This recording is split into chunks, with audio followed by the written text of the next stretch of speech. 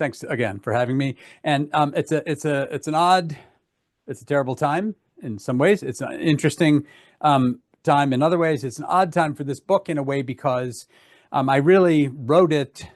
I wrote the proposal right after Biden got elected, and I finished the draft right as Trump was cleaning up the primaries in 2024. So it's really a sort of an interregnum product. And now all of a sudden, like, the new world has arrived, and we can sort of stress test the book and see if how we think it works.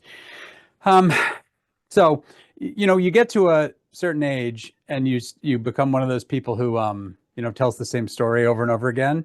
And I'm going to just formalize that a little bit and tell some of the stories that I tell, which set up how I got into this book. As Anna mentioned, I started Social Archive in 2016 and put, with a whole team of people that we assembled, and we were very fortunate, and Pam has been part of that, and it's been excellent. And we were trying to make sort of modest increments on the system of scholarly communication, like a preprint server. We're not replacing journals, we're not eliminating peer review. We're just trying to make the system better. So I've been working on that since that time. In my research, I've taken a pretty descriptive turn in a bunch of the research that I do.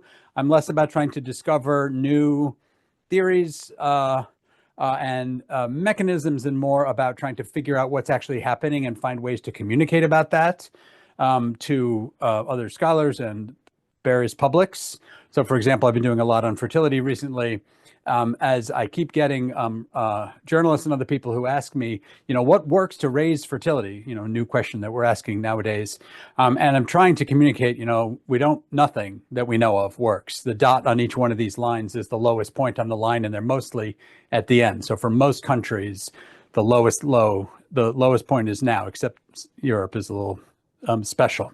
Another thing that I've noticed about myself and tried to learn from was adapting to the world around us. As lots of other people did during the pandemic, I did a lot of work I wasn't really prepared to do that I suddenly thought was kind of important. For example, this absolutely grotesque correlation between the Trump vote share and the vaccination rate, which was completely cost thousands of Republican lives for no reason whatsoever, no good reason whatsoever. So I was sort of running around trying to figure that out and communicate about it.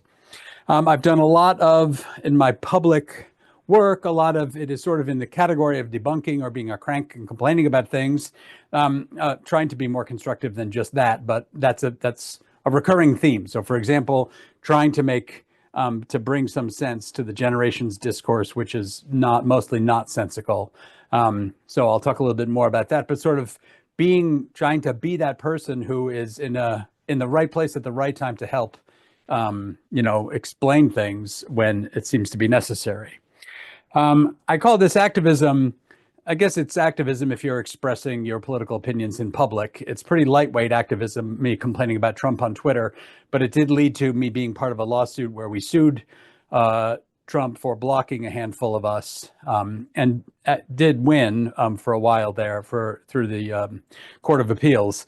And so that was an interesting experience and raised the question of, is this discrediting? Is this crediting? Is this good or bad for our integrity, our reputation, our discipline, and so on? So that's been a recurring theme. Having sort of lived through these different pieces of a career, I got to a point where, as one does at a certain point in a career, I was talking to a book editor, Eric Schwartz at Columbia, and he helped me convince myself that I had arrived at a book-sized project on this sort of the role of the publicness in all of this work. And I hit on this concept of citizen scholar, which I'm aware is quite pretentious sounding. Who calls himself a scholar nowadays? But I kind of want to reclaim that a little and make it less pretentious and more just descriptive. And the citizen scholar in particular is somebody who accepts the duties of a scholar in society. So it's in the practice of citizenship that we generate and deploy knowledge. So that's what I was working on. Um, so little did I know at the time that JD Vance would end up rising at least as high as vice president. But this is a very serious situation that was emerging as I was writing the book and has now blossomed. The idea, quite foreign to those of us who've been around for a while, that we live in a modern democratic capitalist society where at the highest levels of power, their perception is that the main problem with our society is too much higher education, too many universities, universities where they don't pursue knowledge and truth, they pursue deceit and lies. And this is just really, really serious. So, this was happening this was happening as I was writing the book, but they were not actually in power at the moment that I started or finished the book. And so now we're living with this. To update it a little bit, and I didn't talk about this concept of common sense enough in the book, but the idea that you reject science and data and evidence in favor of something more like intuition is really a populist motif. In the history, it is real. In the history of authoritarian and populist regimes, this is always what they do. And I didn't notice at the moment that I was listening to it, but Trump's inaugural address, the second inaugural, will begin with the complete restoration of America and the revolution of common sense. And he brought this up again when he was ridiculously blaming the Washington, D.C. plane crash on diversity in the federal government diversity programs. And somebody said, "How do you know?" And he said, "Because I have common sense." And what that means is that is how the authoritarian fills the vacuum that results from the attack on us, on scholarship and universities and science. And I'll come back to that a little bit. This brings me to the preamble, a little preamble on trust. And partly because of the pandemic, I started thinking more about natural systems and animals and stuff, which is really not my background, but I love to read about things like this and think about what we can learn. So, fish don't really have memories. They don't know which is a reliable fish to listen to. They just follow the nearest fish. In a school of fish anyway, that's what they're doing. They have a system, they've evolved to just follow the nearest fish and hope it works out. In human history, we have you could say, a higher level of establishing trust, which is what they sometimes call gossip in this literature, which is I help somebody, then they tell their friends that I'm a trustworthy person, and then I have a positive reputation. It's a collective memory, which is an important to be able to have that in your society. And at some point, we have, over a long time through many stages, we've reached the point where this trust is essentially institutionalized, Harvard study. And we have to work with that. We have critiques and problems with the institutions, but our systems of trust are now institutionalized. And there's pros and cons to that. You walk out there with a sign on you that says, "I work at a major university," and some people will believe you because of that. On the other hand, some people won't, and it will be, we have to be aware of that environment that we're working in. Especially in this pandemic period, we saw a lot the rise of do your own research as a meme, which really means don't listen to somebody else's research. Doing your own research is not trusting experts and science and the accumulated wisdom of that institutional framework I was talking about. And we now know that people who do their own research know less than people who don't do their own research. It's sort of you keep using that phrase, and I don't think it means what you think it means. It doesn't really mean research. It's the vacuum, and that's our environment. So that's what we're challenged with, and what I was trying to work with in the book. So here's a screw type elevator. There's different kinds of elevators, but we don't usually know how elevators work. And that's a classic example of something that we trust all the time that we don't know how it works. More than a fact check, which is a particular fact that something is true, we have veracity, which requires systemic trust. We have trust that the fact may or may not individually be true, but it comes in a package which has some trustworthiness. Our norms and practices as scholars at universities or other institutions that we work at are an important part of that. They're not all of it, but we have to, that's part of it. The key insight that comes from, I got from Anthony Giddens on this, and key to me insight, is that this system of trust runs on disembedded systems. The person who inspected the elevator might have their name there, but nobody's telling us, their name might be on the certificate, but nobody's telling us how it works and that they checked it that day and they know it's still going to work. There's not the statistics on elevators. We don't know. The person that we're trusting is not there. They're disembedded. They're part of an institutional framework, not an individual person. This turns out to be absolutely essential to the functioning and survival of modern economies and democracy. We trust that votes will be counted, that elevators will work, or that, as they say on the yard sign, science is real. This relies on trusting people who are not there. That's a risk for us. The absence of the person that can be trusted is a kind of fragility in the system. And as I mentioned about J.D. Vance and Trump, undermining the institutions is a way of undermining that trust, which is a way of creating the vacuum, which allows them to fill it with this folksy common sense, their cult of personality driven ownership of the concept of truth. In other words, they can fill that vacuum if we're not there, if our institutions are taken down. So part of the sort of overarching argument of the book is that one thing we can do is be re-embedding agents. So we can show up at that moment, sort of in the elevator. All of a sudden we walk in and say, how this, you don't have to worry about this because we figured this out and here's how we did it. And I'm a person who lives in your community or interacts with your community, and I have some firsthand knowledge and you can trust me for some reason. So a moment of re-embedding that happens when we do our engagement. It can be on social media, it can be writing, or it can be literally in person, showing up at the right time in the right context with the right demeanor and background to actually have the conversation. Okay. To go back to that notion of democracy for a second, I created this with apologies to people who think seriously about politics and culture, not like the people in this group. You can kind of imagine two dimensions, a rational, non-rational, and a democratic, non-democratic, or scientific, non-scientific, democratic, non-democratic.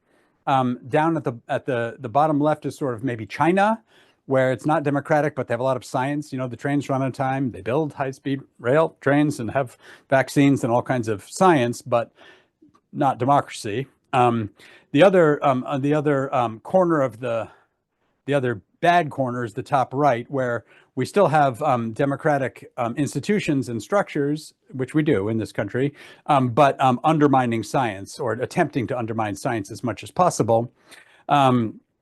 And the question sort of is, where do you go from these unstable corners, hopefully unstable corners, depending which way you go, I guess, toward the secular democracy, which is sort of my sweet spot where I'd like to be, versus the theocracy or authoritarian society, which is neither democratic nor rational.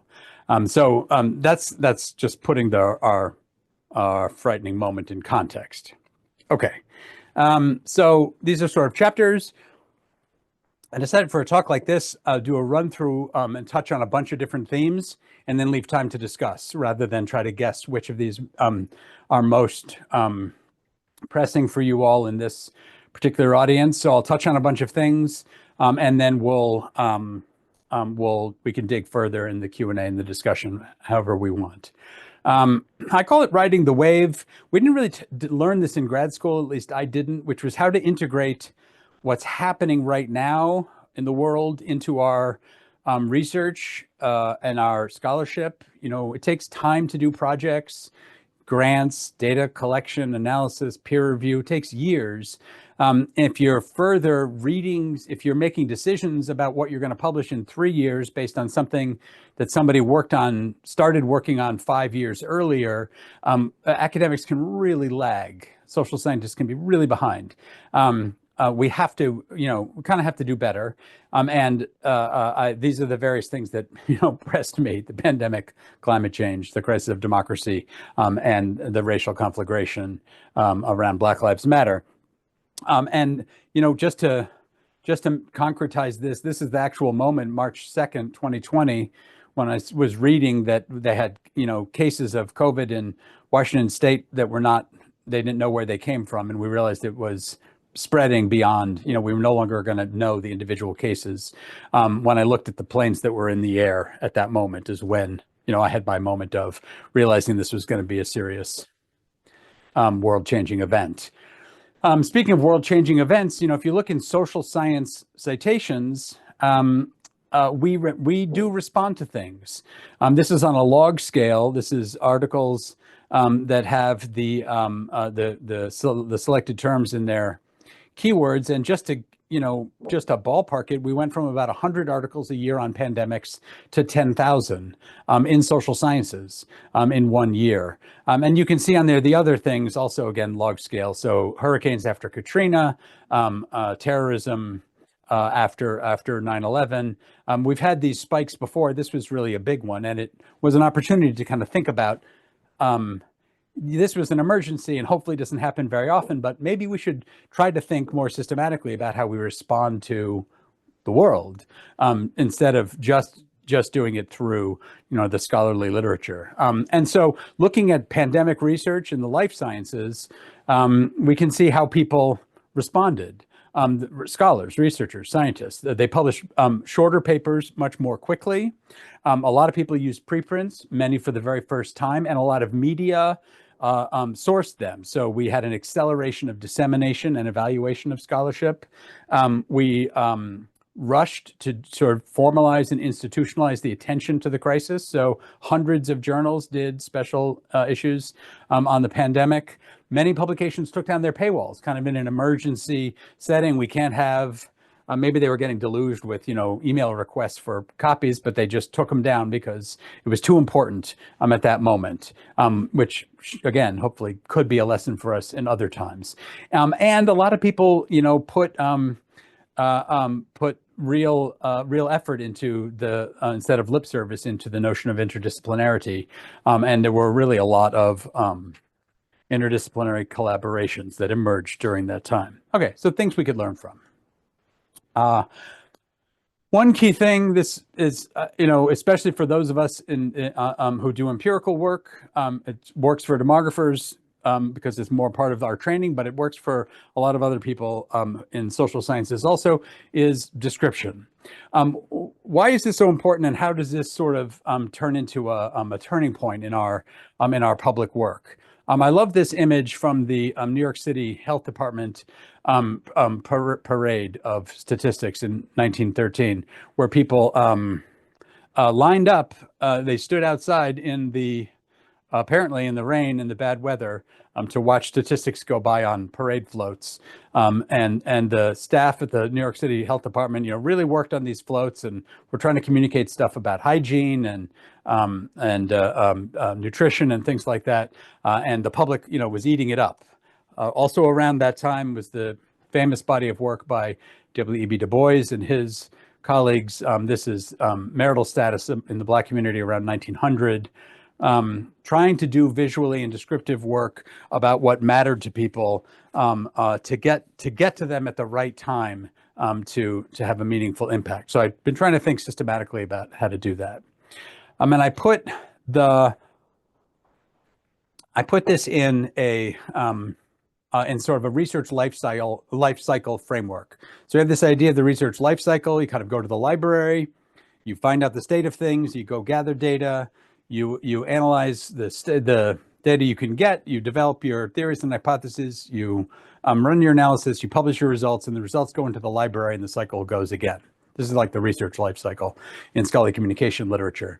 I think our descriptive work can be overlaid onto this cycle in a positive way. That is part of what we're doing when we do that discovery. What's going on out there that we want to work on is we're listening to people, whatever ways we listen to people. What do they care about? What is happening? Is it the pandemic? Is it divorce rates or something else that people are concerned about? We gather the information that's available and do some descriptive work, which we then pump back out, which feeds back around. If we do it right, it feeds back around through publics, and we find out, we get a chance again to find out, what do people think about this now that we've done some of the work of pulling together the facts and evidence for them. That interpretive work that we do leads to a round of something like explanation, the more of our analytical work, our models and things like that, regressions and hypotheses, which feeds back out. So I tried to sort of to put this descriptive stuff as part of like more foremost on our plate instead of just sort of the boring table one in our quantitative papers. One of the things, incidentally, about the tendency of academic work to be dismissed as jargon-ridden and elitist is partly that we don't credit descriptive work. That if you have a descriptive finding, it's considered to be less than in a lot of academic circles. And so we end up doing more puffery just to make our work sound like it's not just descriptive. Very off-putting to the public, in my opinion. Okay, so just one example. Early in the pandemic, when we were just beginning to get sort of case reports at the county level being put out and shared in readable formats, there was obvious that there were a lot of places, especially rural places, where there were huge sudden spikes. All of a sudden, 500 cases reported in one day, and it wasn't a big mystery, but I went through all the ones that I could find from news sources and just figured out what's going on in these places. And it was prisons, the meat industry, and nursing homes.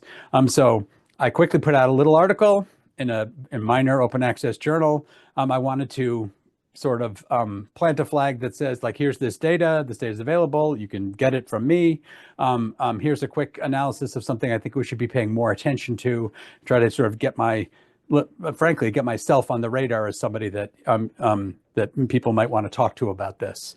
So just specific strategies. Okay, where does openness fit into this? Very centrally in my view. I've been working on this for a while, so that's not surprising. But if you look at sort of the classic scandals in social science, Francesca Gino, Michael LaCour, Diedrich Stapel, one thing about them is we found out they were frauds because other people checked their work. We were able to check their work because of the norms of transparency that were required in their discipline. So people were able to dig into their work and find out that it was fraudulent. And more important than that, probably, and I just use this as a story to get going on this topic. More important than that, practically, is that people know that they can, and they know that we can tell people that we all know we're working in an environment where somebody can check our work. And it's one of our secret powers, is the willingness to have our work scrutinized. It separates us from a lot of other professions and people doing other kinds of information work. So it's one of the things we can say about ourselves and our institutions as a signal of trustworthiness is that we're open to that. We can do this at different stages of the process. It communicates different things to different people.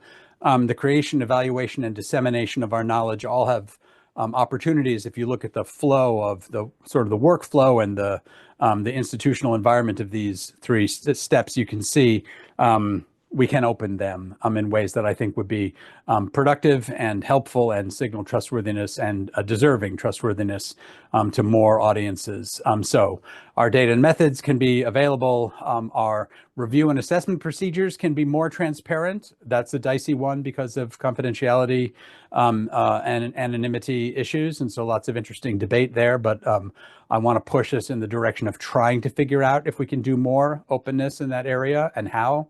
And then really dissemination is the easiest one. Disseminating our research is pretty easy to do cheaply. We're already doing a lot better at that, and we can do better still. So I go into a lot more about that. I do realize there's a collective action problem with open science, which is it clearly benefits the community, but for any individual, it's not necessarily in their immediate interest to do this. And it's a classic example of when you need an institutional situation to address this, because you have to find a way to get everybody to do it at once. Brian Nosek of the Center for Open Science, who was co-creator of the platform that Social Archive is on, has thought a lot about this, and he frequently uses this pyramid model where you can start with some infrastructure, some technology, and some tools, and then build a community on top of that, and eventually start institutionalizing your practices. This is a hypothesis. It's a proposal of a way to tackle this collective action problem for openness.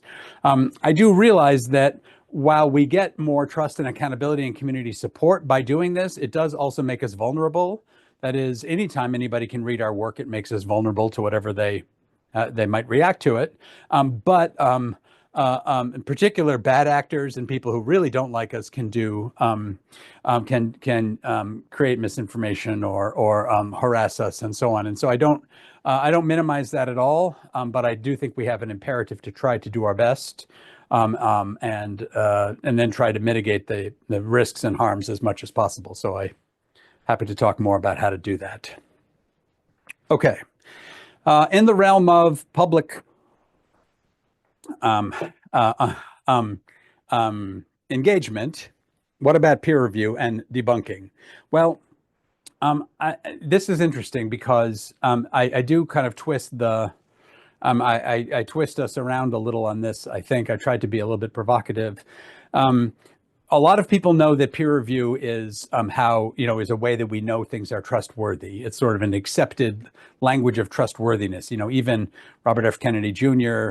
is going to say he's got peer-reviewed research that shows whatever nonsense he's talking about. So it's a stamp of legitimacy, and it is a very well established form of expert assessment. And so it's not crazy to think about peer review as important. On the other hand, there are some weaknesses to that. It is huge, though. I mean, it's millions and millions of articles, millions and millions of hours worked, tens of thousands of full-time equivalent. This is Science's full-time equivalent work effort just on peer reviewing journal articles. So it's a tremendous part of what we do. And I think we, the cogs in that machine, don't have to let the owners of that machine define and control that process to the extent that they do. It's not just the journals that can do this. We can recognize the principles involved in peer review and say, actually, what we are trying to do is peer assessments by experts who know about particular topics, putting making public their evaluation of the work. That's sort of what peer review is. Some of it happens in journals, but it doesn't all have to happen in journals. So this is especially important in the new world that we live in, where publishing is essentially free, where peer review can no longer stop bad research from happening or appearing in the world. It used to be printing was expensive and difficult, and you could use peer review to decide what was going to be printed and shipped and bound and stuck on a shelf. That is not the case anymore. You cannot stop bad research by just saying it's bad. That's not how it works, and that's not the goal of peer review anymore. In fact, what peer review is doing in reality, in real life today, is filtering or curating and labeling research as good or bad according to us, whoever we are that's doing the peer review. So if we're part of some system like American Sociological Review, then that is how you can decide whether or not to trust them about who they get to do their peer review. We have university degrees, university jobs, or whatever we are, specific skills that allow us to speak up about what can be trusted and trustworthy. We're not gatekeeping in the sense of preventing things from appearing. We're just we're helping people evaluate and decide what to read. It's a very different job, but it's the same principle. And I don't think we should let it be monopolized by the journals. I have a lot of problems with the journals. This is one of them. It's not their fault. They have a process, but we don't have to let that be the only way that we express our opinion about research in public. I give a few examples here that basically sort of a rundown of the various public feuds I've had things. But one of them is about generation labels. This is an example of something we could not stop with peer review traditionally because it never was peer reviewed. Just ridiculous marketing people made up these terms and started using them, and everybody else started just using them also. They don't mean anything, and they were never real categories like we have in science. When we talk about We argue about things like race and gender and ethnicity and the life sciences, and they have Darwin. I mean, everything, astronomy, everything is about categories and defining and categorizing our objects of study, and no one ever did that with these generations. So, I rustled up a couple of hundred signatures, and wrote an op-ed and sent to the Pew Research Center, who used to do a lot of this, generations mumbo jumbo. And they actually, listened. It was pretty impressive. I mean, I like the Pew Research Center a lot. They do really good work. They just got addicted to generation clicks, which has happened to a lot of people. Whatever your research is, if you put millennial in the title, it gets more clicks. And that's anyway. So, and then eventually they changed their process. And if you look at Pew's research now, they don't do this anymore. They used to just do a cross-sectional, just do a cross-sectional survey and report the results by generation. Never made any sense. And now they basically don't. So minor victory. Didn't stop the train of generations, unfortunately. Plenty more to do. But just an example. We can do sort of this, in the principle or spirit of peer review, I'm trying to basically elevate what looks like us just complaining about stuff in public and elevate it to a higher level of value and say, no, actually what we're doing is important. We're discussing other people's research and work. I have some personal advice about how you might want to do this. Find a particular role, behave well, be constructive, practice good accountability practices, listen as well as speak, and also make sure that you're open to admitting your own errors. These are recurring themes through the book. Okay. Social media really kind of blew up between when I wrote the proposal and when the book came out. Fortunately, I was able to see some of this happening. Musk bought X while I was still working on it and started to tear it apart. And so I was able to not focus so much on Twitter, which had been, where I did most of my public social media work. So can we use this? Can we use these tools, and how? I tried to be, critical and also constructive. The megaphone is a very common metaphor for this, and it's terrible. It's a terrible way to communicate, except in very specific situations, like when you need to make an announcement. But people use it all the time. At one point, I reviewed three books about public sociology, and they all had some version of the megaphone on their cover. So not a good metaphor for our work on social media, in my opinion.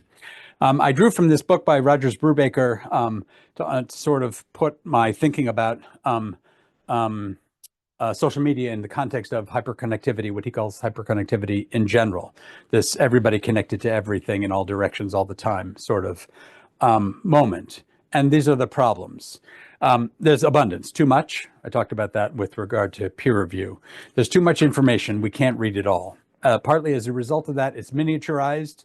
As many others have observed, context is the first victim. This is context collapse.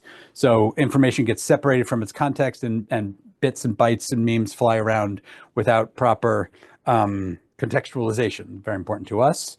The convenience is awesome. You can communicate to the whole world instantly for free. That's also what's terrible about it, because bad people can do that too. You could go further and say, really, the more wrong you are, the more uptake your things get. But that, that's a hypothesis. There's a quantification treadmill that we get on that social media certainly enhances. Clicks and likes and shares and follows and followers. And if you're trying to publish a book, if you're trying to publish an article, if you're trying to reach people, everybody's always comparing everybody else, ranking and counting. I'll call your attention to that. It'll come back to me in a minute. Other recent book about that, The Ordinal Society, yes, came out after I wrote this. And then there's a disciplining quality to this, largely the quantification, but not exclusively, where we become trapped in the engine of our own engagement and define ourselves on its terms and so on. And social media plays a damaging role in this. So this is all pretty bad, mostly, except for the convenience. and I guess the abundance could be good. So is there any way we can actually use these platforms in good ways, not just to disseminate our work, which is not that effective and not as important, just getting it out there, but actually trying to be social and balance the multiple information flows to make our interactions meaningful, even in a setting of all communicating with all the time with no context. And one key challenge for us is the overlapping audiences.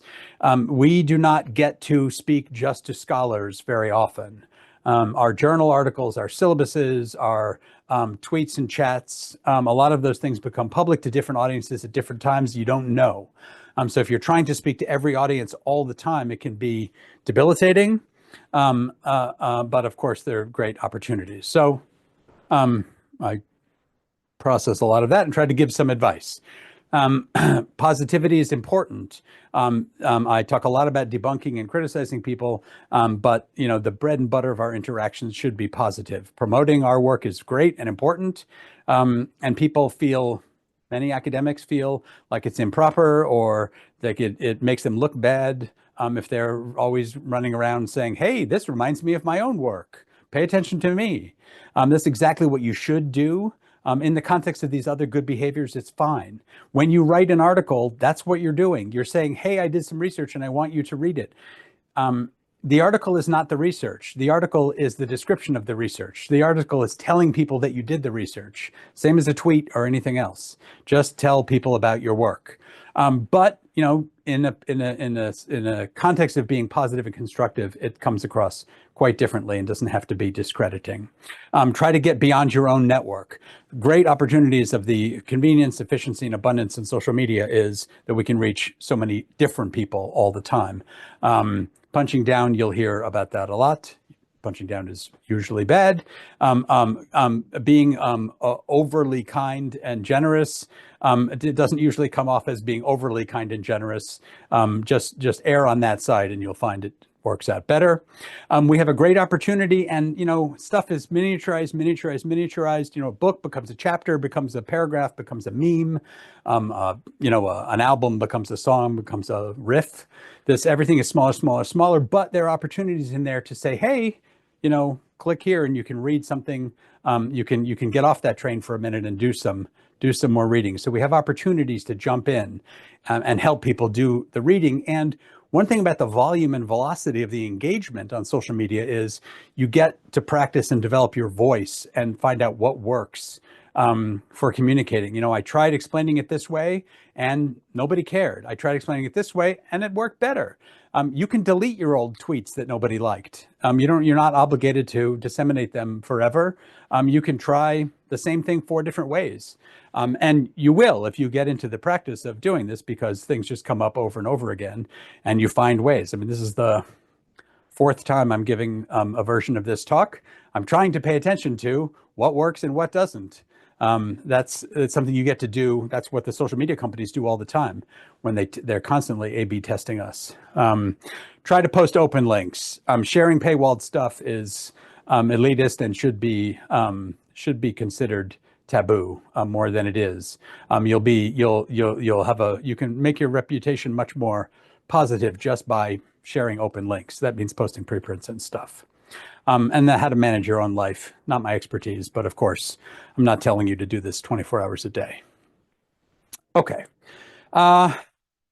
What about this question of activism and politics and all that in our research? I'm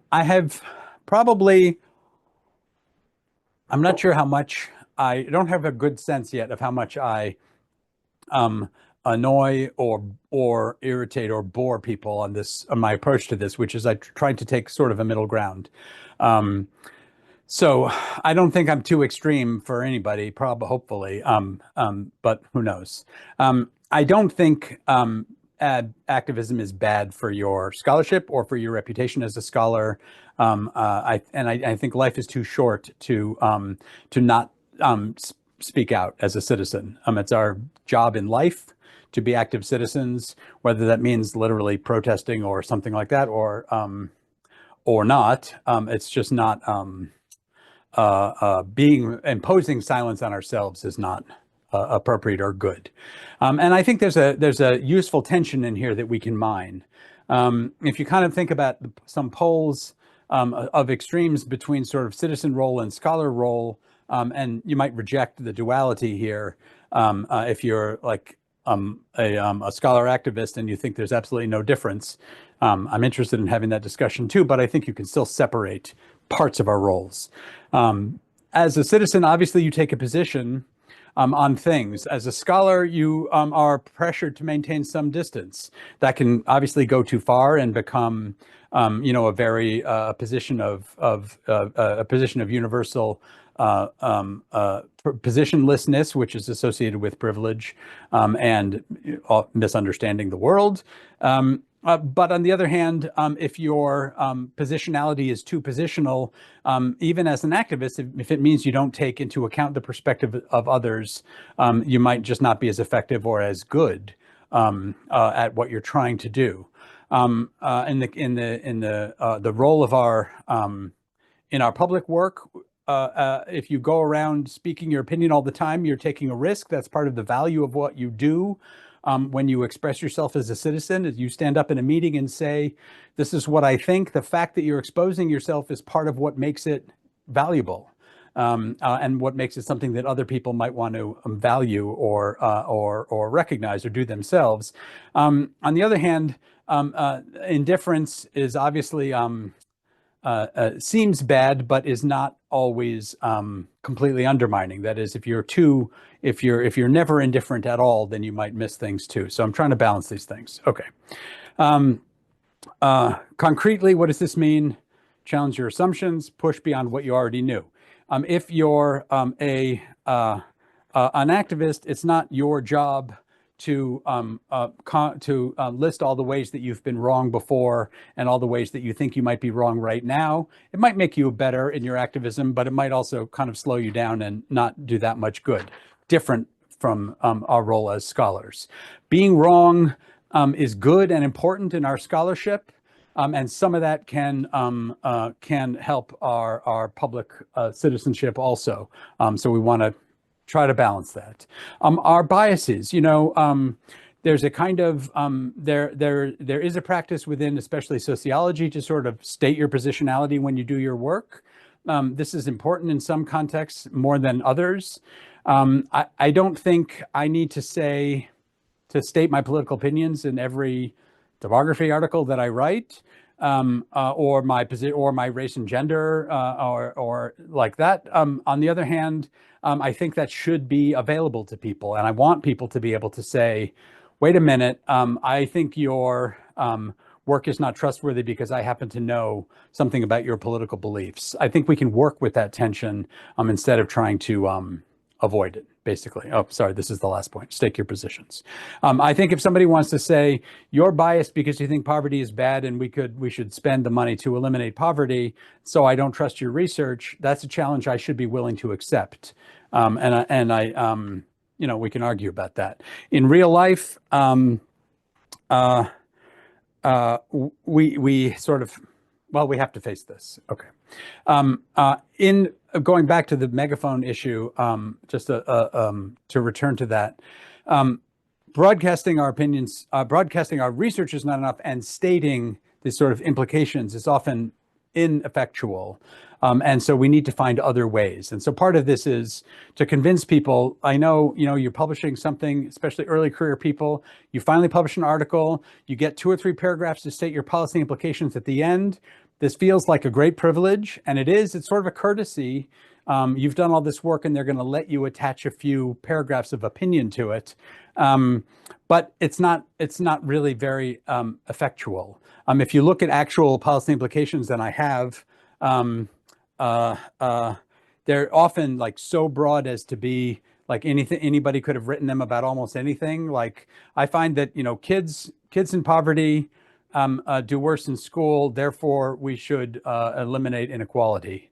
That's my policy implications. You could have said that already. It's not really a result of your research, but you're taking advantage of this opportunity that you finally have to state your opinion. But we can find other ways. That's what I'm trying to get at. We don't have to limit ourselves to that.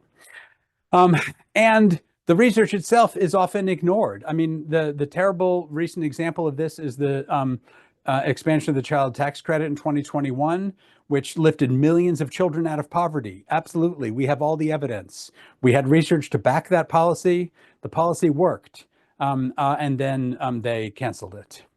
So just getting the research out, on the other hand, even with the policy implications section, is not enough. We have to actually do politics. The reason I invoked Du Bois on this is because he looked at that problem over many years and concluded, sometimes you just can't wait for the last word of science. You have to actually do the politics. Okay. Awkward transition from Du Bois to my own activism. Like I said, really just expressing my opinion on Twitter. Very different. So I did this. This is some of my, what you could call my work on Twitter back in the first Trump administration. The gist of it was, it was not random. I had a theory for what would be an effective line to take. I had a relatively large platform on Twitter. The algorithm was favorable to me, and I got a lot of engagement with my tweets. Okay. So congratulations to me. Trump blocked me, in addition to, a number of other people in the summer of 2017.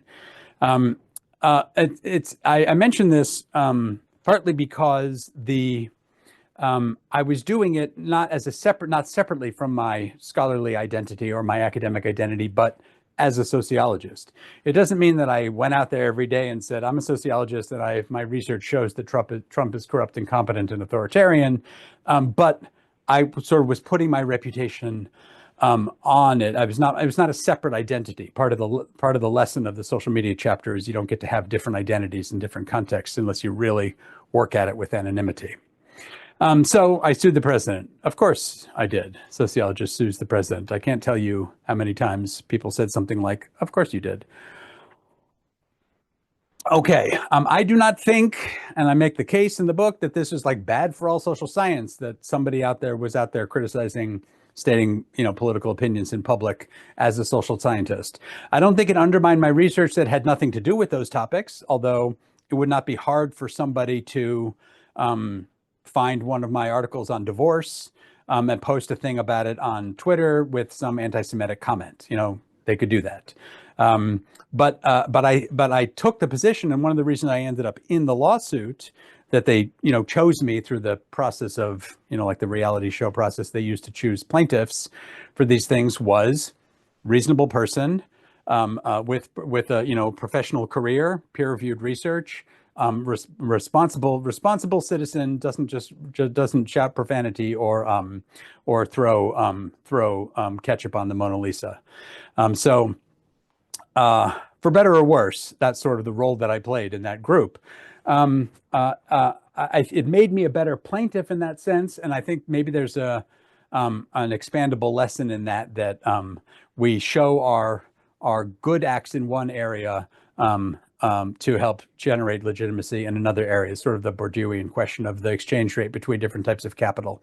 Do I get to write an op-ed about Trump because I have written articles about divorce rates, or should you listen to one because of the other? I could be wrong about this, and I'm happy to argue about it either way. It certainly is the case that sociology is being singled out in the anti-academic crusade that we're experiencing right now. And in fact, it's interesting to me, Trump is going to cut the indirect funding for NIH by billions of dollars, mostly not hurting sociologists directly. But when Vance says the universities disseminate deceit and lies, it's really the social sciences and humanities, and maybe the climate people, and public health, that they're really going after, because that's the work that's intelligible to their followers and to the public. But what they're really doing is undermining the whole system. I don't think if we cowered in the corner, if we stopped mentioning diversity or structural racism in our work, it would not help. They would find another way, because we're not actually the target. We're the target they use, but the actual target is the whole system of knowledge and the rational generation of information altogether. So I don't think we can win the battle by hiding. That's all I'm saying. Okay. Let me conclude just by saying, you can create sort of opposition between these different roles. Like, what is the purpose of an activist and the purpose of a scholar? I just think they're interdependent. I don't think we're all about social change or all about knowledge for knowledge's sake. And if you're going to have an actual career and an actual life, it doesn't make sense to try to divide these things. We're one person in our different roles. Recurring theme. And it applies to our personal objectives also. What are we trying to do? Change the world or have a successful career? Having a career is great. Changing the world is great. And maybe I'm just, maybe this is obvious. They're not so separable. Okay. Last point. Sometimes people want more credit from the dean or the provost or their chair for their public work. I wrote an op-ed, I had a popular tweet, I have a lot of followers or something like that. I should be promoted for that. If you have a job as an intellectual and they're actually paying your salary, that's awesome and that's great. And part of the work you're doing is public automatically. Because that's what it is when we publish. Means to make public. I care more about having a university that protects my right to speak than one that agrees with me. So like, I'm not trying to get my university to put out a statement about Palestine. I'm trying to get my university to put out a statement protecting people who make statements about Palestine. So that's important. I'm not trying to get them to agree with me. That's a losing battle. For a lot of people, not everybody. And I do think there is a neoliberal trap in the sense of once you start trying to get credit, then now you're negotiating and you're going to end up playing a game you might not want to play. And I don't think we should just get paid for being a good citizen. I think we should look for ways that this work makes our work better. And the rewards we get from our job are for the quality of our work. And I think if you're out there talking to people and learning new things and having interactions with real people, your work will become better, your writing will be better, you'll be more successful without getting credit for your public work. So I'm not trying to do that, but I'm also, again, open to negotiation on this. Okay, let me stop there because it's 2:30. My time, and we'll see which of these issues appeals to you, and I'm happy to talk about any of this. So thank you very much.